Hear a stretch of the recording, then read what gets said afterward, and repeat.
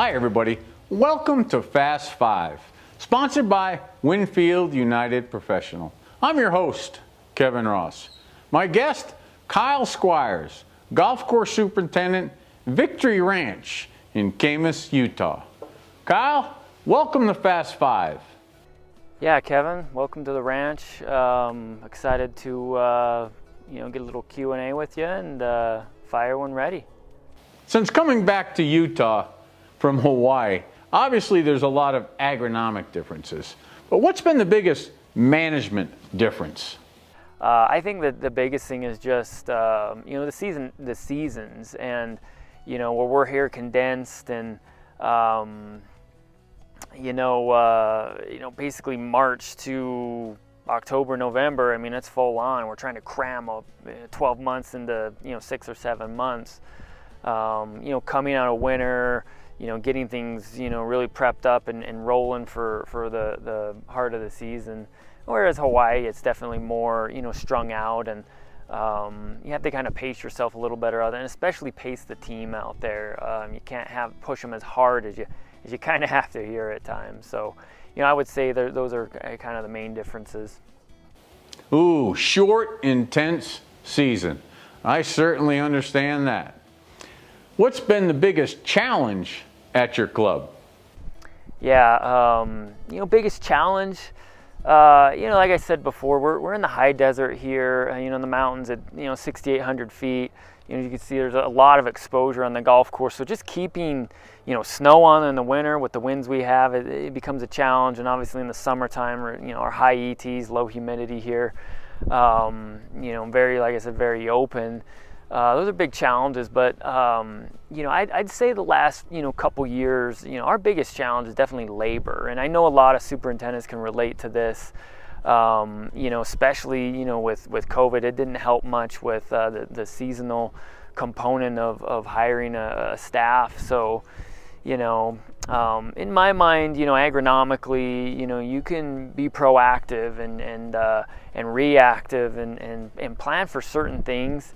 Of course, there's always challenges that come up that you're not prepared for, but labor, if you need 25 staff to really maintain the course the way you want to and the way the members want to, and you have 12 or 15, that's a big challenge to overcome. And we've had to learn to be real creative in the way we go about our work on the golf course.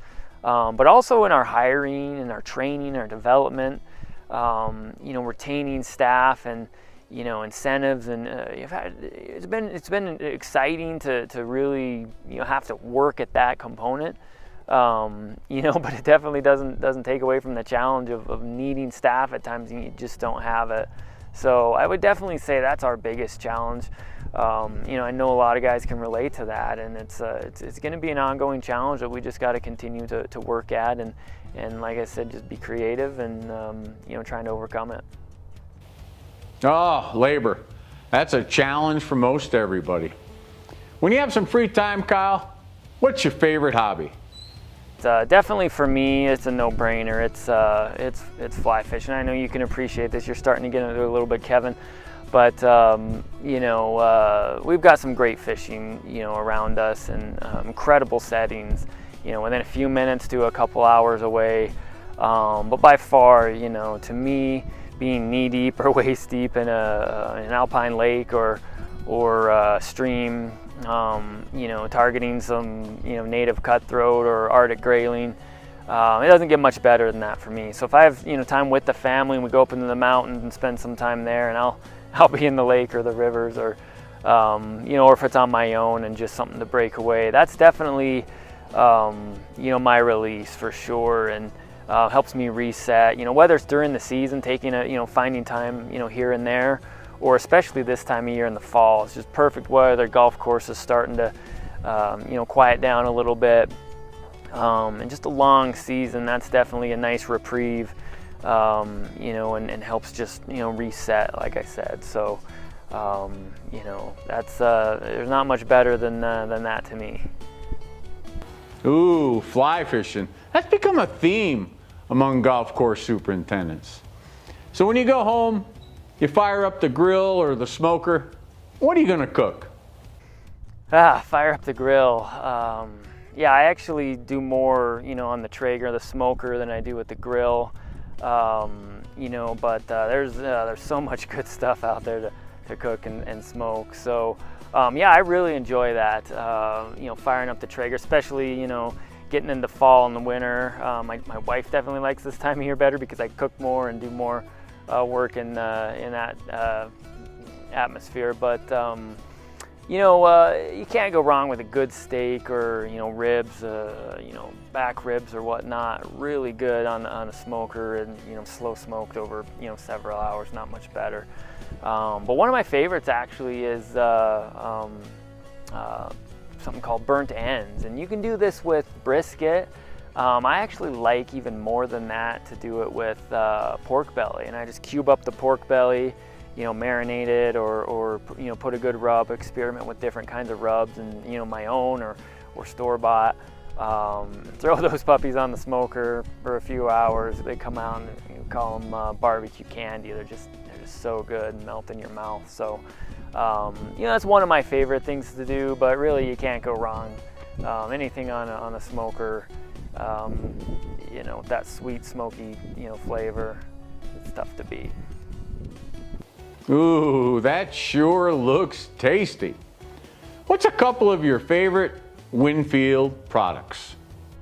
Yeah, Winfield's got some good products, and I think a couple of the ones that I've a little more familiar with and use a little more regularly are the fertilizer 46 Black line, and in fact we're putting that out in our fall application. That makes some good blends. Any blend you want, you can pretty much get and do. So we've dabbled around with that a little bit over the last couple years, and then AquaCare has been kind of my mainstay on greens over the last couple seasons. Combine that with AquaFlow Plus at times when we want to move water a little bit. But I've had pretty good success with those. I know every site is different, and every golf course superintendent is ultimately going to try to find what works best for their property. And we've had good luck with it, and I enjoy Winfield and working with them and their product line. Well, Kyle, I want to thank you for joining me on FAST5. Yeah, thanks, Kevin. It's been my pleasure. Always enjoy catching up with you, and I want to thank Winfield and TurfNet for putting this together. It's been a lot of fun. I hope you've enjoyed, learning a little bit about the ranch here, and I look forward to the next guy up. So thank you, Kevin, and we'll see you guys. And thank you for watching.